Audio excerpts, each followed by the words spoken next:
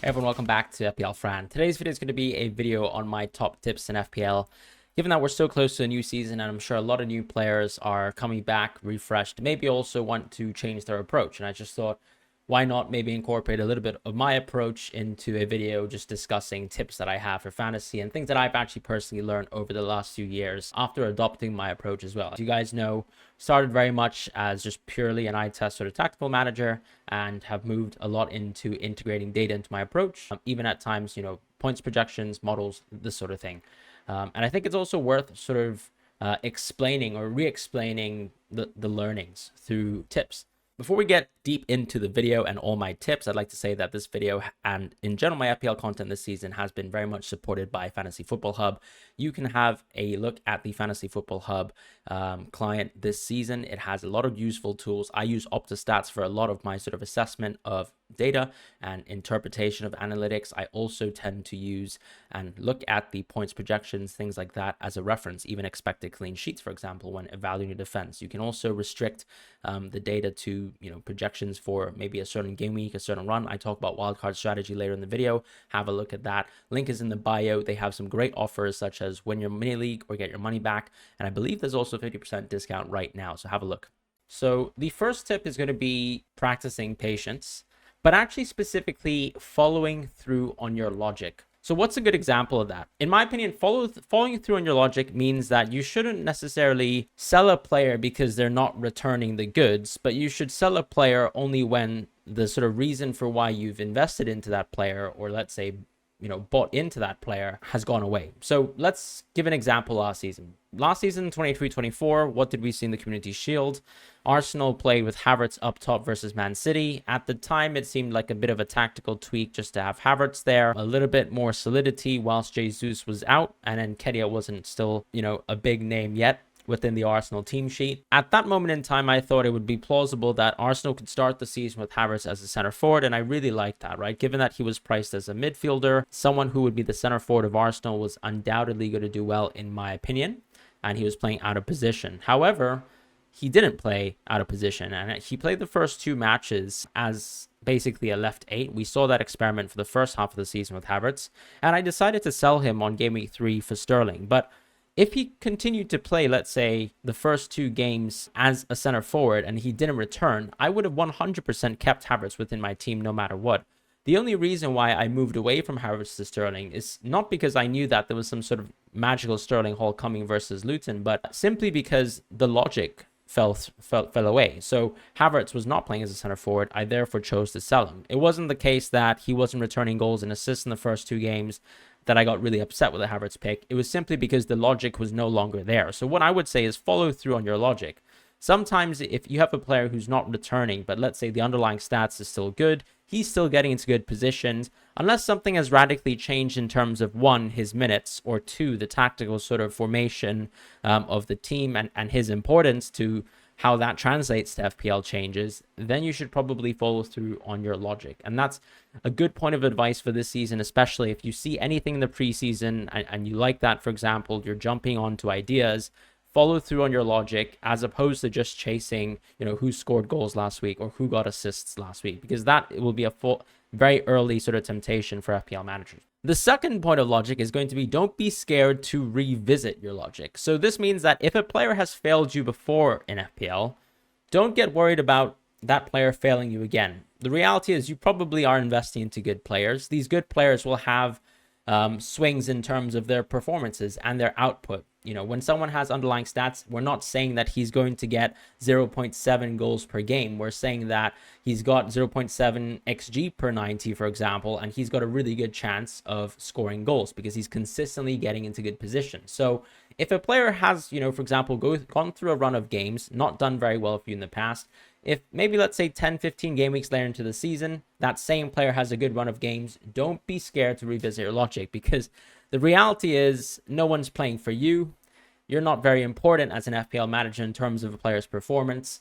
So don't be scared to revisit your logic. And in general, if you don't like something about a player, base it on some reason at least. If you think the finishing is poor, fine, fair enough. If you think it's because the underlying data of his team is not very good, fine, fair enough. But don't do it because the player got 0, 1, and 2 points when he was in your team. Unless that player is Reece James, which probably just means that you shouldn't be investing into players who haven't been able to play football for 3 matches in a row at any one point in their last 2 seasons. As far as my third tip is you don't get any more points for using differentials in the game. Now, this isn't to say that FPL is a game about, using template players. That's absolutely not the case. In fact, in my experience, what I tend to say to managers, if I have vaguely the same expectation for, let's say, 2 players, and what's a good example of that this season at the start? So maybe Odegaard and Bruno is a good example. A lot more people will be turned off with Bruno because he's had, unfortunately, 2 poor FPL seasons in the past. Odegaard has, for the most part, done quite well, right? Had a stellar season in 22-23 where he had insane finishing, exhibited even last season, close to the end when we saw Havertz move into the center forward position around that second half of the season. We saw Odegaard come back to a lot of points, a lot of hauls, things like that. And, people might more likely have, fondness over Odegaard as a pick to start the season than, let's say, Bruno Fernandes. And that's normal. But what I would say is I would only really go for Bruno over Odegaard if I thought of all first within the FPL rules that he's going to score more points, or I expect him to score more points, or if, let's say, equal and Bruno has less ownership, I am the type of manager who tends to go with the option that is lesser owned, because that for me is really the whole point of a differential. Going for a player that you'd like to go for, that not many people own, but that you might actually think can outscore or at least match the expectations of another popular player. If I really thought that Bruno would get vastly outscored by Odegaard, there's absolutely zero chance you'll find me going for Bruno. But that is sort of how you should think about the logic of the game. You get green arrows for maximizing points every week. You don't get green arrows for the amount of ownership that each player has on average within your team. So, as I said, that doesn't mean you can't go differentials. It just means that, once again, apply a little bit of logic to them. If you see something that maybe other managers don't see, a tactical tweak, for example, a player really hot on form that a lot of people are a little bit, let's say, less likely to go for because they might not want to spend a transfer there, feel free to do so as long as you think that there's genuine justified logic. But don't do it just because the ownership figure is a little bit lower than another pick that's popular in the game. Now, the fourth tip is going to be don't go on tilt. And this is very normal. I think I myself suffer from a lot of tilt because as a content creator, I very often just get judged simply by my results. So every week I look at my live rank, and during the games, I get very sad and very emotionally beat up by, let's say, results. If they don't go my ways, if my players don't score, if my players lose their clean sheets, so on and so forth. This happens every so often in some game weeks. In fact, last season in game week 34, the safety score, I believe, was above 100, right? This was the Crystal Palace double game week. Everyone went crazy. Crystal Palace had scored a boatload of goals. Everton had kept 2 clean sheets. My safety score was 40 points below the rest of the field. But you just have to take it on the chin sometimes, right? I thought the team that I put out was poor in terms of the comparison to the average. Was it 40 points worse than everyone else's? I certainly don't think so, but that happens, right? Crazy aberrations can happen in FPL. All you have to do is make sure that none of your decision making is related to that tilt. So even though I got very upset with the results, it didn't change the way that I made decisions after game week 34. And so that's the only thing that I can say. What I've learned from over the last few years is if you're seeing a player do well, don't rage by him because you don't own him. At the same time, at the start of the season, when prices are going up and you're looking at a price change website and someone's about to go up in price, don't just buy him because he's going to get a price rise. Buy him because you think he's a good FPL pick that can return future points. And that's it. Don't force yourself into transfers that you don't really back by your own logic. And of course, if you do back these transfers by your own logic, feel free to do so. I don't mind an early transfer. I've done it plenty of times myself.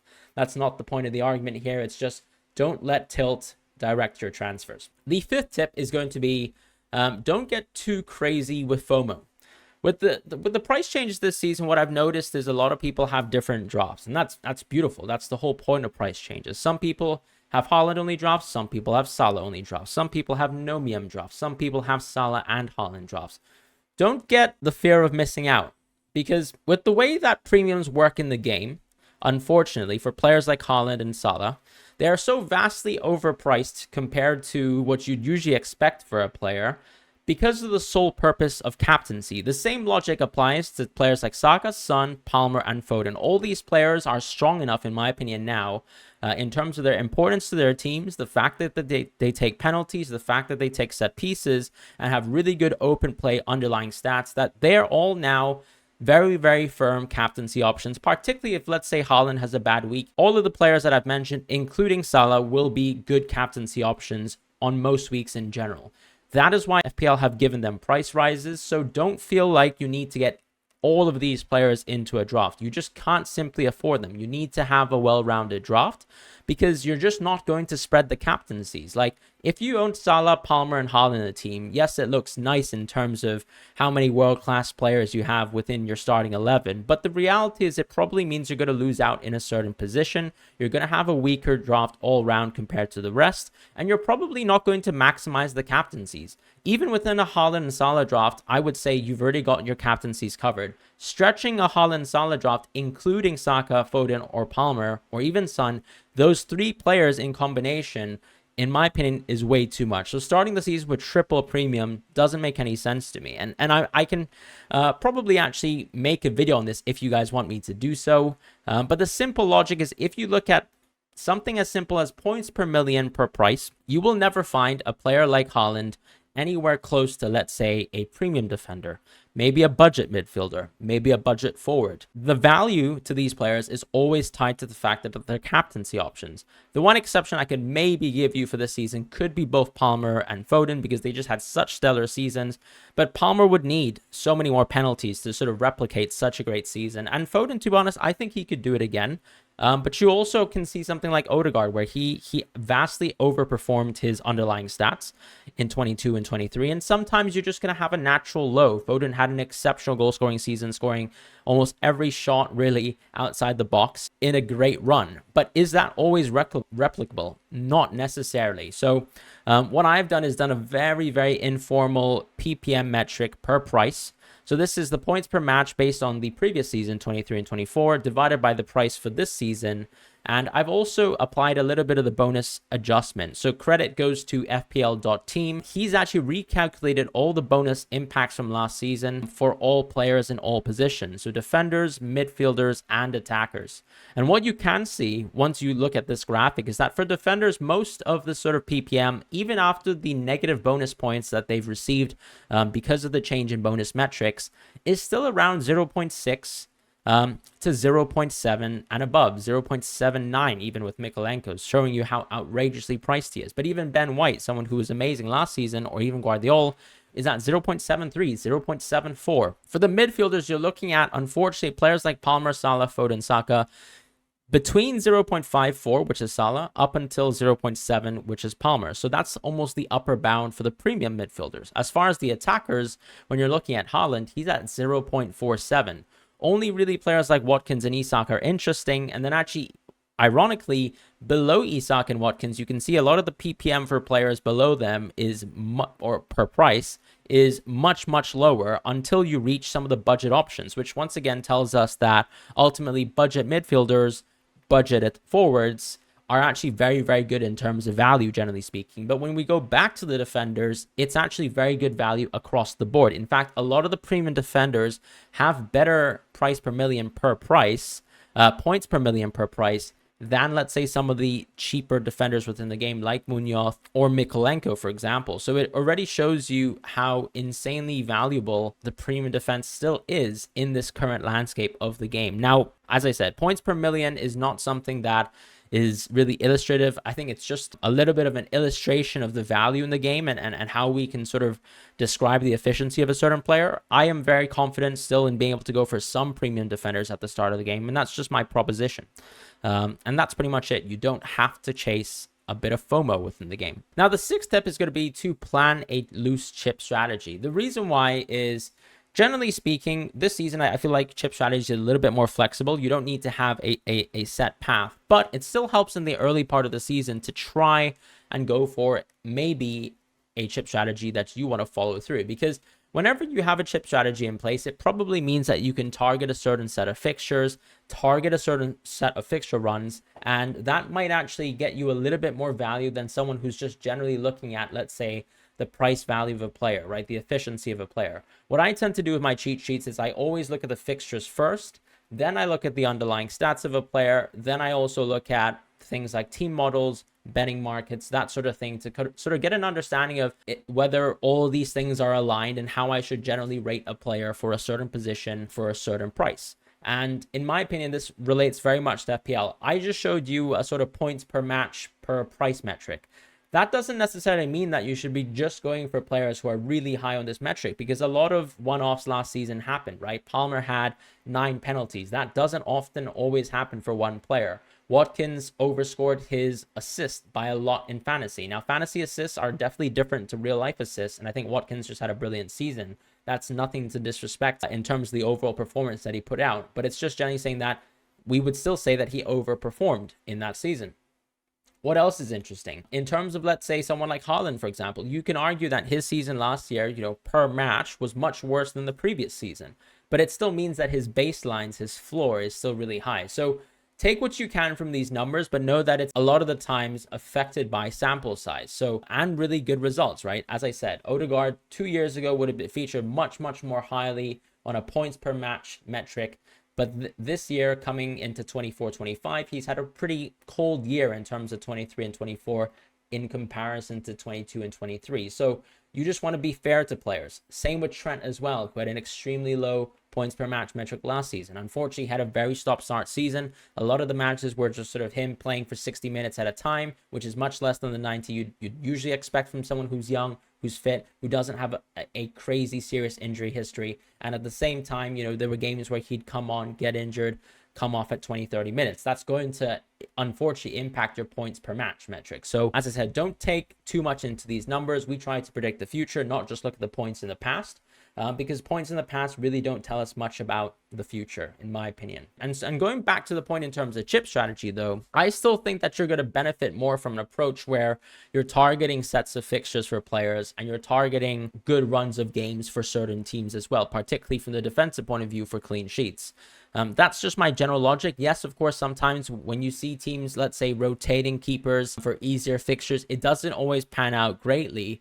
But more often than not, I would have to say that it just generally works as a logic. You might have more points in the bench, but actually the outcome in terms of how you've averaged the points out, if you had to replay scenarios over and over, would be better if you're someone who's actually trying to maximize easy fixtures compared to harder ones. It's not necessarily always the case that someone who's world-class is always going to have a world-class performance regardless of the opponent. Look at Haaland last season versus Arsenal. Unfortunately, he was stopped. And the reality is because Arsenal is an extremely good defense. So why could you ever expect that Haaland versus Arsenal is going to have any sort of similar level of expected impact compared to Haaland versus someone like Ipswich this season? And that's just simply the point that I'm trying to make. As far as my last point, my last tip, it's going to be try to use data appropriately, right? What we tend to see from studies is things like XG have more correlative and predictive properties than goals scored. So what I've noticed as well is looking at, for example, some of the studies that I've read on let's say, some of the stats that we use in football would be that goals scored, for example, in the past, or even points earned on the board for certain teams in the past, is less predictive than expected goals. So what's a good example of that for teams? For teams, it's something like maybe the net expected goals that they have per season, right? How many expected goals they have subtracted by the expected goals allowed. That's sort of net XG. That tends to be a good illustration over the course of a season of how good a certain team is. You then probably want to look at expected goals to sort of get an understanding of how good they are as an attack. And then obviously look at expected goals allowed separately to sort of get an understanding of how good they are as a defense. What's a good example of that? Liverpool last season were actually first in expected goals, but clearly comfortably third in expected goals allowed. And that shows you the big gulf in, unfortunately, where they're lacking compared to a Man City or even an Arsenal. Because when you actually look at a metric like, for example, net expected goals, so basically the net of the two, Liverpool were still a little bit far off from, let's say, Arsenal and City. So Arsenal, I believe, were 48.2, City 44.9, and Liverpool 42.0. And of course, results don't always correlate to XG, but when we talk about predicting the future, XG tends to help us a little bit more than results in the past. What is a good example when it comes to, let's say, comparing clean sheets versus expected goals allowed.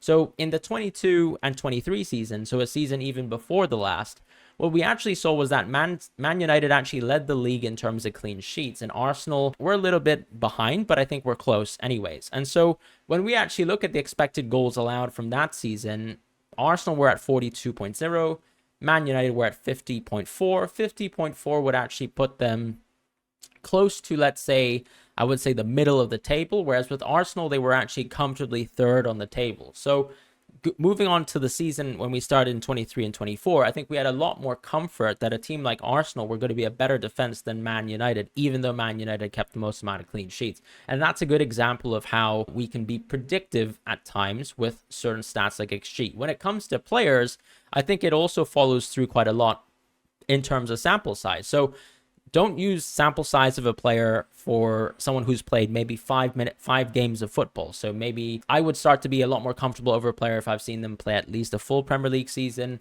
But of course, some players play in other leagues, and you have to maybe apply a little bit of deflation to that. Maybe if they're coming from the Bundesliga, we talk about the Bundesliga tax. I think that's very real, but you also have to sort of respect the fact that those numbers are genuine numbers, and they still have some sort of value to them.